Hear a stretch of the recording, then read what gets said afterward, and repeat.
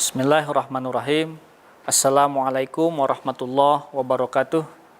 Alhamdulillahillazi ja'ala syahrul ramadhan allazi unzila fihil Qur'an hudal linnas wa bayyinatin minal huda wal furqan. Asyhadu an la ilaha illallah wahdahu la syarikalah wa asyhadu anna Muhammadan abduhu wa rasuluh allazi la nabiyya ba'dah. Allahumma shalli wa sallim ala Muhammadin abdillah wa ala alihi wa sahbihi wa mawalah Oman tabi'ahum bisanin illa yaumil qiyamah.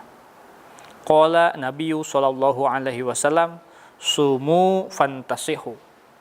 Alhamdulillah jamaah warga persyarikatan Muhammadiyah yang dimuliakan Allah Subhanahu wa taala. Sampai hari ini kita masih diperkenankan oleh Allah Subhanahu wa taala untuk melaksanakan ibadah saum dan amaliyah sunnah yang lainnya.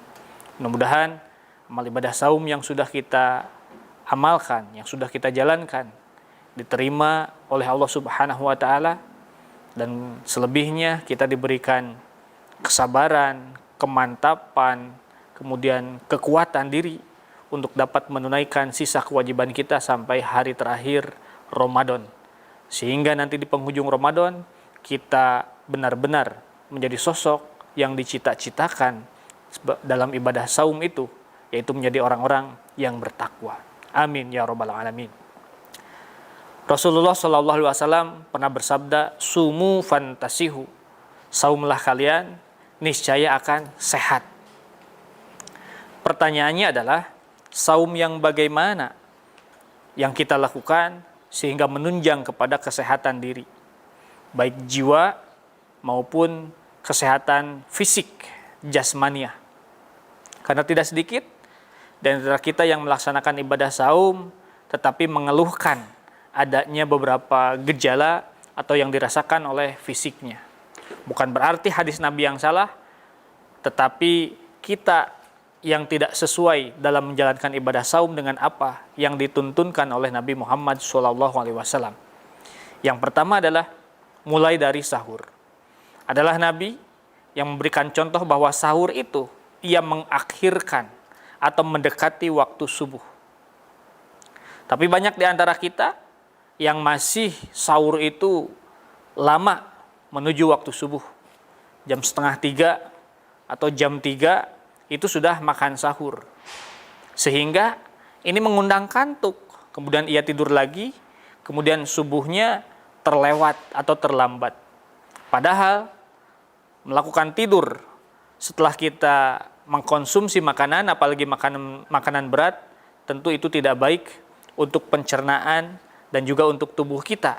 Karena pencernaan tidak optimal melakukan kinerja untuk mencerna makanan dalam keadaan tubuh kita sedang tidur. Kemudian biasakan setelah sholat subuh atau pagi hari, itu tidak melanjutkan aktivitas tidur kita, melainkan tetap bergerak, dinamis, melakukan aktivitas, kemudian melakukan produktivitas yang baik, sehingga ini menunjang tubuh yang baru saja diasupi oleh gizi dari makanan, kemudian terlatih fisik kita untuk dapat mengurai nutrisi atau gizi yang kita konsumsi sehingga tidak menumpuk di perut. Kemudian kita perhatikan bagaimana tata cara Nabi dalam berbuka. Ia selalu menyegerakan berbuka dan berbuka dengan yang manis.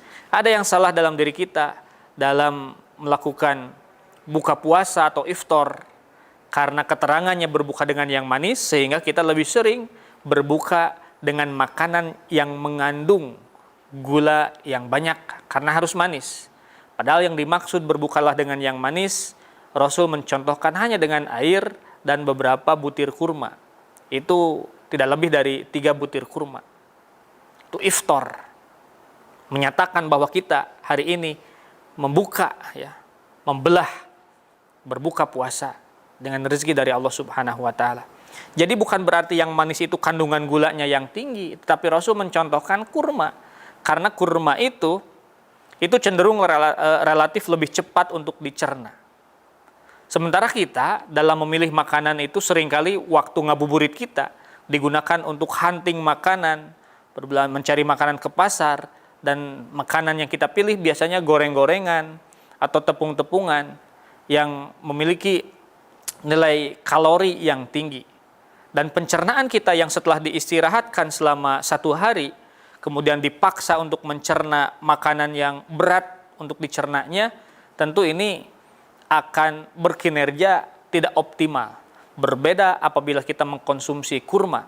Kurma itu mengganti kalori atau gula yang terdapat di dalam diri kita yang kita kosongkan selama 1 hari, karena fruktosa dari kurma itu cenderung lebih cepat dicerna, kemudian ia mengganti energi yang tidak kita konsumsi selama 1 hari itu.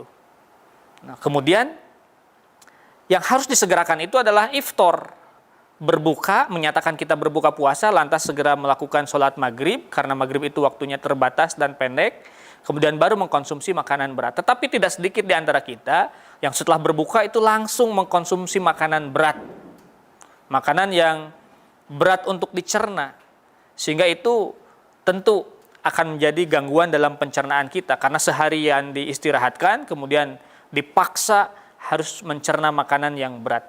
Seperti halnya motor, itu lebih baik dipanaskan terlebih dahulu. Seperti hanya tubuh kita ketika akan melakukan olahraga, ada warming up atau pemanasan terlebih dahulu.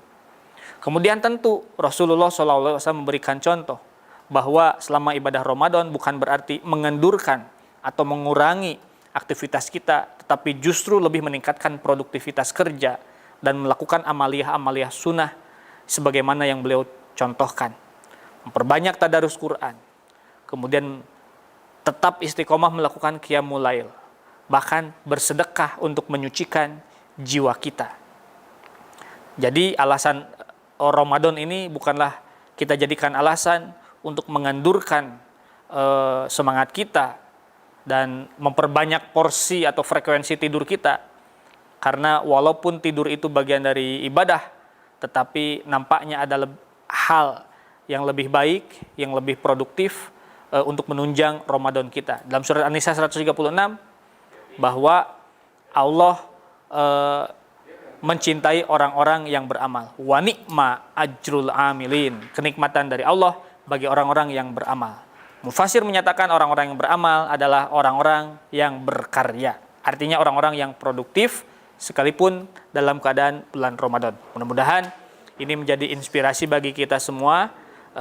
Kita memakmurkan, menyemarakkan, menggembirakan Ramadan ini dengan berbagai aktivitas baik itu spiritual maupun sosial, sehingga benar-benar Ramadan itu dapat menyehatkan diri dan fisik kita. Nasrun minallah fatun qarib basyiril mu'minin fastabiqul khairat. Assalamualaikum warahmatullahi wabarakatuh.